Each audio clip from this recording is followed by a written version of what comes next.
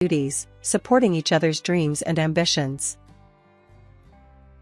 The way Mark and I met could have been ripped straight from a rom-com, a chance encounter at a mutual friend's barbecue, complete with spilled drinks and awkward apologies. He was charming, with a quick wit that had me laughing despite myself. Before I knew it, we were inseparable, our love story unfolding with an ease that felt like destiny. Our wedding was a dream, a simple yet heartfelt ceremony surrounded by those we loved. Mark, with his career in finance on the rise, was the picture of success, and his insistence on a prenuptial agreement was just another part of our planning, a practical step, he said, given our differing financial situations. I didn't mind, my love for him wasn't measured in dollars and cents. Carol, Mark's mother, was a tougher nut to crack. She looked at me like I was an unwelcome guest, her coldness stark against the warmth Mark and I shared. But love has a way of making you overlook the small stuff, and I was too happy to let her disapproval dampen my spirits. Even when we faced the heartbreaking news of Mark's infertility, my love didn't falter. If anything, it deepened. I threw myself into making our house a home, filling it with warmth and love, buying appliances and furniture with my own savings to create a cozy nest for us. But as the years passed, the warmth between us cooled, replaced by a chill I couldn't shake. Mark's demands grew, his once loving requests turning into cold commands. "Make sure breakfast is on the table before I leave, Jenna," he'd say, his voice void of the affection that used to lace his every word. And dinner? It had to be fresh, no matter how late I worked, as if my job at the Department of Health and Human Services was just a hobby compared to his high-flying career. I'd wake before dawn, bleary-eyed but determined to cook his breakfast. Then, after a long day's work, I'd rush home, racing against the clock to whip up a gourmet meal that might bring back the husband I once knew. But it was never enough. He took my efforts for granted, never once uttering a thank you, only reminding me that I should be grateful for the roof over my head, his roof. Our conversations, once filled with laughter and shared dreams, now were battlegrounds, his words cutting deeper each time. "This is my house, Jenna. Don't forget that," he'd snap, whenever I dared to suggest anything might be amiss. Each day, as I moved through our home, touching the pieces of our life I'd built with love and care, a thought began to take root in my mind. What if I were alone? The idea, once unthinkable, now felt like a bomb. My love for Mark had been replaced by a weary resignation, worn down by his indifference and coldness. One evening, as I sat at the kitchen table, staring at the empty chair across from me, the realization hit me hard. I no longer recognized the man I had married, nor did I see the woman I had become in his reflection. The love that had once been my guiding light had faded, leaving behind a longing for peace, for a life where my efforts were seen, my presence valued. As I turned off the lights and headed to bed, the silence of the house a stark reminder of the distance between us, I couldn't help but wonder, would I be better off alone? The thought was a whisper in the dark, a question I wasn't quite ready to answer. But with each passing day, the whisper grew louder, a call to find myself again, to reclaim the life and love I deserved. Lately, it's like I'm living with a stranger, not the man I married. Mark's been on my case for everything, the house not being spotless, the dinners being too repetitive. It's like nothing I do is ever enough. I've been finding solace in solo trips to the mall, picking out new furniture and gadgets for our home, trying to fill the void with material things. But even that joy is fleeting when I come home to his coldness. It hit me hard when I realized Mark hadn't put a single penny into our joint account for months. All the expenses, the mortgage, utilities, groceries, have been coming out of my paycheck. So, one evening, I decided it was time to confront him. I waited until he was settled in his armchair, flipping through the channels, and I brought it up, trying to keep my voice steady. "Mark, we need to talk about the finances. You haven't contributed to the joint account in months." "I've been covering everything," I said, hoping for some understanding, maybe even an apology. He barely glanced at me, his eyes still on the TV. "And? It's my house. You're just living in it. Why should I pay for your keep?" He shot back, his words sharp as knives. I couldn't believe what I was hearing. Your keep? Mark, I'm your wife, not some tenant. I've been paying for everything, trying to make this house a home for both of us, I argued, feeling my temper rise. He snorted, a sound that made my skin crawl. Look, Jenna, you're making a big deal out of nothing. If you don't like it, maybe you should just leave. But we both know you've got nowhere to go, he said, turning back to his show. I was seething, hurt and angry, but before I could respond, his phone rang. It was his mother, Carol. He answered on speaker, and before I could escape, she started in on me. Jenna, you need to stop this nonsense and start showing some gratitude. Mark's been too good to you, and here you are, acting like a freeloader. Carol's voice was like a slap in the face. I was so shocked, I barely managed to grab the phone and hang up. I can't believe you and your mother calling me a freeloader in my own home? I said, my voice shaking with emotion. Mark just shrugged, unfazed. Well, if the shoe fits. That night, I lay in bed, staring at the ceiling, feeling more alone than ever. The thought of divorce crept into my mind again, more persistent this time. But where would I go? I had no apartment, no real savings of my own. I felt trapped in a life that no longer felt like mine, married to a man who saw me as nothing more than a burden. The next morning, I woke up to an empty bed and a heavy heart. As I made my way through the silent house, every room echoed with the remnants of last night's fight. I knew something had to change, but the fear of the unknown, of starting over from scratch, was paralyzing. Sitting at the kitchen table, sipping my coffee alone, I realized I had to make a decision. Do I stay in this loveless marriage, playing the role of the grateful freeloader, or do I take a leap into the unknown, hoping to land on my feet? The answer wasn't clear, but one thing was, I couldn't go on like this. The breaking point had been reached, and it was time to choose my path. That day at work was a marathon, one meeting after another, no end in sight. I glanced at the clock, knowing Mark would be fuming. Just my luck, I muttered under my breath, finally grabbing my phone to give him a heads up. The moment he picked up, I knew I was in for it. This is your problem, Jenna. Not mine. You should have been here, cooking dinner, not playing around at work. Mark's voice roared through the phone, loud enough for the whole office to hear. My cheeks burned as I quickly ended the call, avoiding the curious glances from my colleagues. By the time I got home, it was late, way past our usual dinner time. The house was dark, silent, but the moment I stepped in, Mark was on me like a thunderstorm. Where have you been? A good wife would have had dinner waiting. What are you even good for? His words were like daggers, each one slicing through the last bit of patience I had. I was tired, emotionally drained. Mark, I had to work. You know how important this project is. I tried to explain, but it was like talking to a wall. A bad wife and a terrible hostess. That's what you are. He continued, his voice reaching a pitch I'd never heard before. You know what? I've had enough. Pack your things and get out of my house. I stood there, shocked, as he shoved the divorce papers in my hands. You'll be homeless without me, he said with a cruel laugh. Something inside me snapped. All the years of bending backward for him, trying to be the perfect wife, vanished. Living in a shelter would be better than enduring one more day with you. I shot back, my voice steadier than I felt. Without another word, I signed the papers, my hand not shaking even a bit. I packed my things into a suitcase, the weight of my decision settling in. As I looked around the house, our house, it no longer felt like home.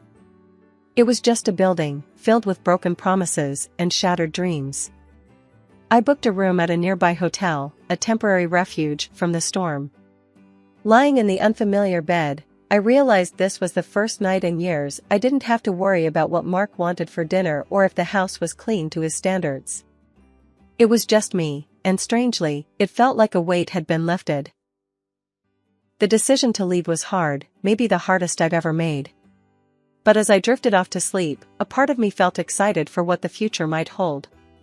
For the first time in a long time, I was in charge of my own destiny, no longer tied to someone who saw me as less than. Tomorrow, I would start anew, and whatever challenges lay ahead, I was ready to face them head-on. After the whirlwind of leaving Mark and finding myself in a hotel room, the reality of my situation began to sink in. It wasn't long before I got a call that would have once sent me spiraling. It was Carol, Mark's mom, her voice dripping with something like glee. "Jenna, dear," she practically sang into the phone. "I just heard the wonderful news. My boy has finally come to his senses and divorced you. I'm popping champagne tonight. It's a celebration, dear. He made a huge mistake marrying you, and now it's corrected." Her words, meant to wound, barely scratched the surface. I was past caring what Carol thought. "Time will tell, Carol. Time will tell," I replied calmly, a sense of detachment washing over me. I hung up, a small smile playing on my lips. For the first time in years, her barbs couldn't touch me. A week of navigating through my new reality had passed when I decided to open up to my boss about everything. The burden of pretending everything was fine was too heavy to bear alone. I expected sympathy, maybe some understanding, but what I got was a lifeline. "Jenna, I'm so sorry you're going through this, but there might be something that can help," she said, her tone shifting from comfort to businesslike. "There's a municipal housing program designed for situations like yours. It offers affordable housing solutions to those in need. I think you should apply. I'll help you." Her offer was a beacon of hope in the overwhelming darkness I'd been navigating. With her guidance, I applied for the program, and to my surprise, I was accepted. The relief was immediate. It was like I could finally breathe again. Now, I'm renting a small apartment, modest, but mine. It's quiet, peaceful, a stark contrast to the life I left behind. There's no need to tiptoe around in the mornings, no ungrateful husband to cook for or clean up after. It's just me, and it feels liberating. Sitting in my new living room, surrounded by boxes yet to be unpacked, I couldn't help but reflect on the journey that led me here. It's been tough, filled with moments of doubt and fear, but also moments of unexpected kindness and newfound strength. For the first time in a long time, I'm excited about the future. I've got a blank canvas in front of me, and I'm ready to start painting a new life, one where my happiness doesn't depend on anyone else. It's a new beginning, and I'm here for it, ready to see where this next chapter takes me. It had been a quiet few months since I started over, finding peace in the simple routines of my new life. Then, one afternoon, as I was enjoying a rare moment of calm, my phone erupted into a cacophony of rings. The screen flashed a name I hadn't seen in ages, Carol, my ex-mother-in-law. My heart sank. "Why now?" Bracing myself, I answered, "Hello? Jenna, you need to come back to Mark this instant." Carol's voice screeched through the speaker, so loud I had to pull the phone away from my ear. I sighed. "Carol, why would I ever do that?" The question was rhetorical, more for myself than for her. "Because he's in trouble, that's why. That fool of a son of mine bought shares years back, took out loans, and now? He's up to his neck in debt. It's a disaster, and you need to help him sort it out." Her voice was a mix of anger and desperation. I couldn't help but laugh, not out of amusement, but sheer disbelief. Help him? "Carol, do you remember the prenup? The one Mark was so eager to have? It says clearly that I'm not responsible for his debts. And let's not forget, we're divorced. His financial mess isn't my problem." There was a sharp intake of breath on the other end. "Ungrateful girl. After everything we've done for you, you're just going to abandon him?" Her tone was accusatory, as if I had committed a grave sin. "Everything you've done?" "Carol, let's be clear.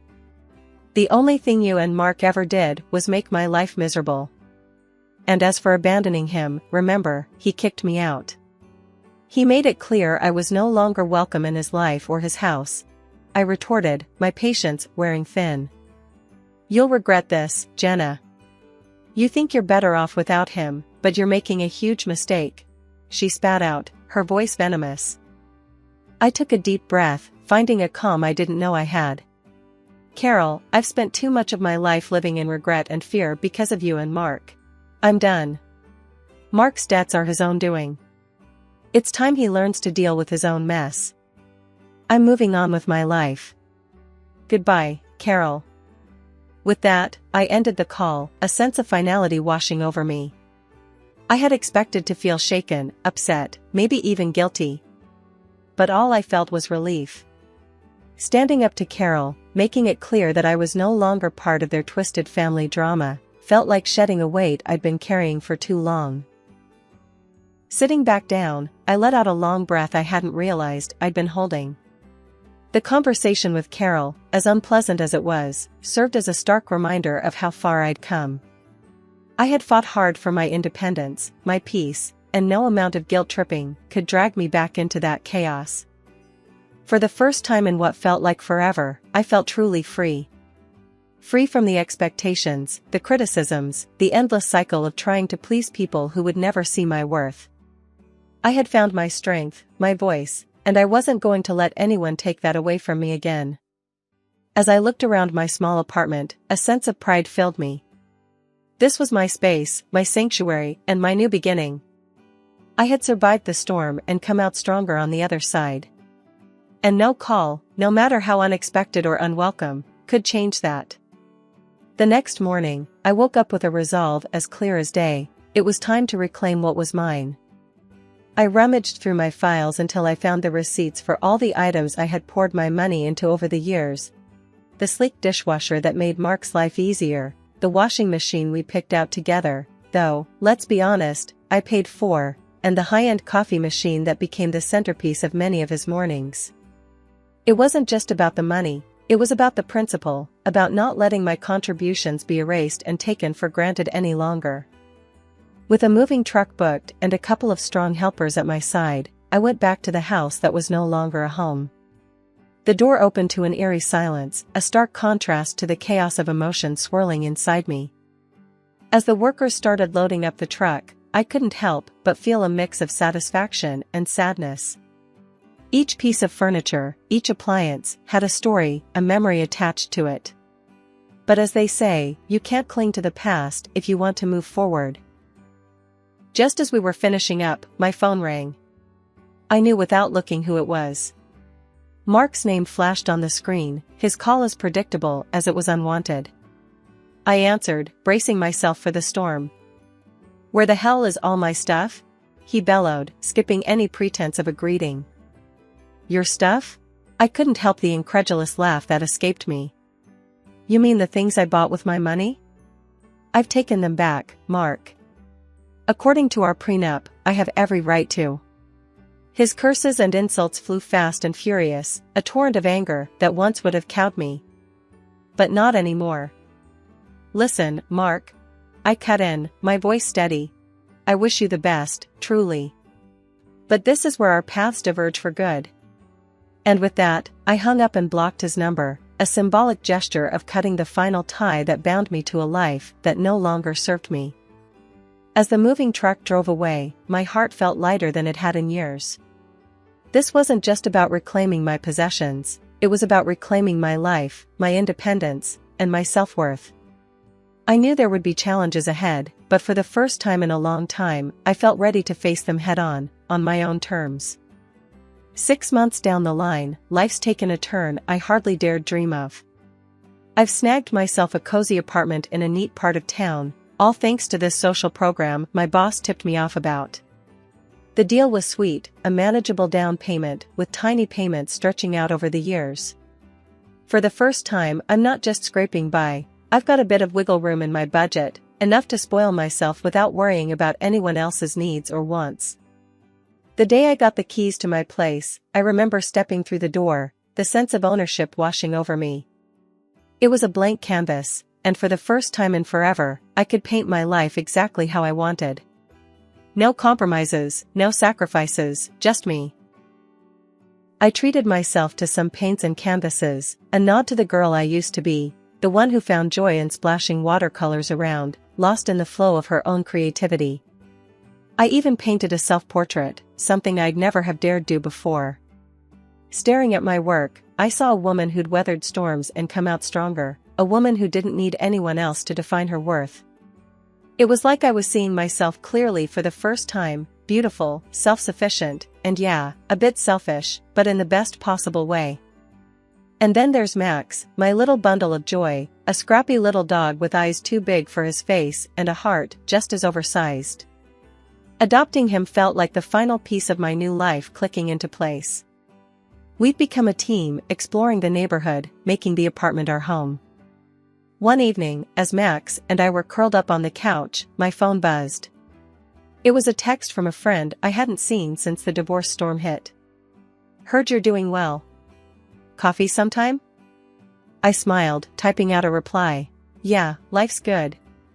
Coffee sounds great. My place, actually. I've got some art to show off. Look at you, all artsy and independent. Can't wait to see it. And meet Max, of course," came the reply. Laughing, I set the phone down, looking around my little apartment, my sanctuary. It's funny how life works out. Once, I thought I needed a husband, a big house, and a certain lifestyle to be happy. Now, I've got a small apartment, a dog, and my art, and I've never felt more fulfilled. "Max, buddy," I said, scratching behind his ears. "We're doing just fine on our own, aren't we?" He barked in agreement, and I laughed, feeling a surge of gratitude for my independence, for the struggles that brought me here, and for the simple joys that filled my days now. This was happiness, unfiltered and undiluted, and it was all mine. Life's taken a turn I could have never predicted a year ago. Just the other day, while having my morning coffee and scrolling through the news on my phone, I stumbled upon a headline that stopped me cold. My ex, Mark, had been declared bankrupt. His house, the one he was so proud of, the one he kicked me out of, had been sold off to cover his debts. Now, he's back living with his mom, Carol. I couldn't help the small, satisfied smile that crept up on my face. Breaking free from him was the best decision I ever made. These days, my mornings are spent wandering the park with Max, my loyal little sidekick.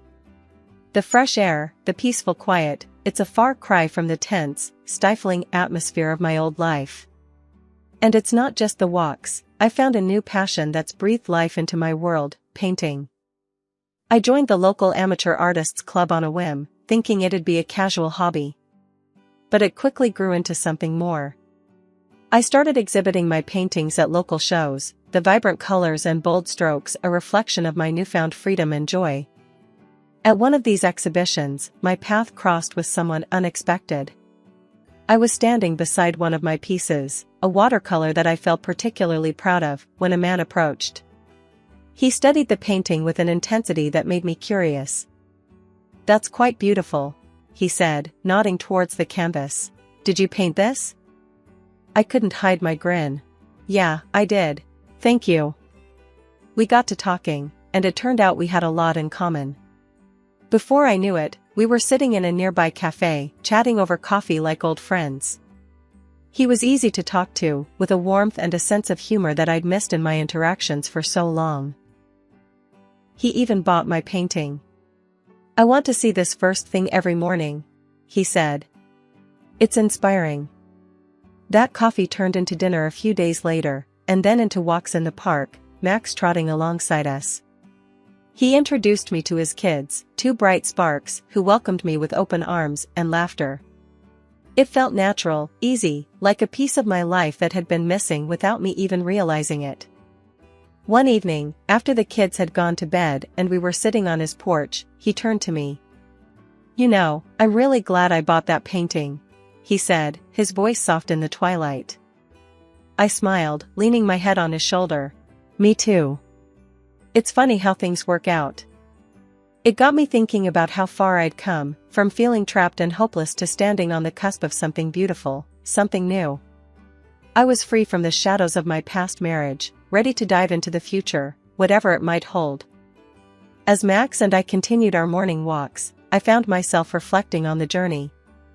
The pain, the struggle, it all led me here, to a place of peace and potential. I was ready to embrace whatever came next, open-hearted and free. Life, it seems, has a way of surprising you, of turning the page when you least expect it. And as I walked, the sun breaking through the trees, I couldn't help but feel grateful for every twist, every turn that brought me here. Ready for a new chapter, I stepped forward, into the light.